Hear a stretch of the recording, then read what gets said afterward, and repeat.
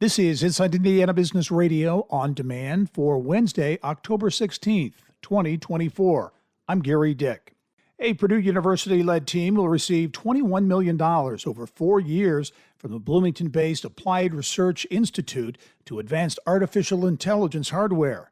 The team, which includes faculty from Purdue and representatives from the Department of Defense, tech companies, and defense contractors, aims to accelerate hardware innovation to improve semiconductor performance, that according to the university. A leadership change at a landmark Southern Indiana business, egg producer Roseacre Farms in Seymour, has named former Chief Operating Officer Tony Wesner as its next CEO. Massachusetts-based Byrna Technologies is planning to open a series of retail stores in locations across the country, including one in Fort Wayne.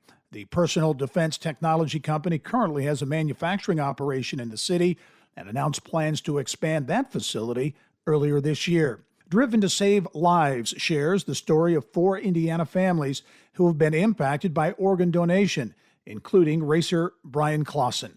Clausen died after an on-track accident in 2016.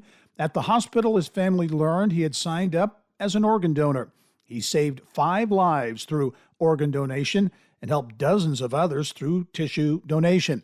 Clausen's family, led by sister Taylor McLean and the Indiana Donor Network, launched Driven to Save Lives several years ago to educate race fans about organ and tissue donation.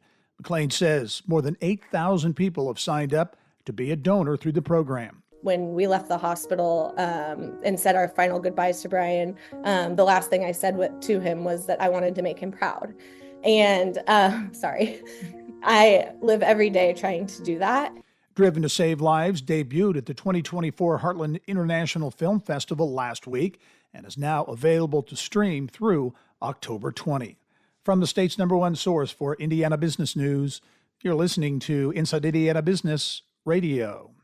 Indiana, your bold future starts here. IBJ Media, Inside Indiana Business, and the Indiana Economic Development Corporation invite you to the Engage Indiana series, presented by CareSource, Indiana University, and Old National Bank. With an unrelenting focus on growing Indiana's economy, our Engage Indiana events take place in every region of the state. Discover when we'll be in your area at ibj.com/engage. 2 former Indiana University men's basketball players are suing the school, accusing it of doing nothing to stop the alleged sexual abuse from a former team doctor. Here's Alex Brown. The lawsuit was filed Tuesday in the U.S. District Court for the Southern District of Indiana by the former players. They allege that repeated rectal exams they received from former team physician Dr. Bradford Bomba Sr. constituted sexual abuse. The complaint says despite its knowledge of the, quote, routine, pervasive, repeated sexual assaults, IU systematically mishandled and turned a blind eye to Hoosier men's basketball players' complaints of Dr. Bomba's sexual misconduct, contrary to federal regulations, end quote. IU announced in September that it had hired international law firm Jones Day to conduct an independent review of those allegations. IU spokesman Mark Bodie declined to offer further comment after the lawsuit was filed on Tuesday. Alex Brown, Inside Indiana Business Radio. Carmel-based private equity firm CID Capital has closed on its 4th buyout fund, bringing in $250 million from a combination of returning and new investors. This is Gary Dick for Inside Indiana Business Radio on demand.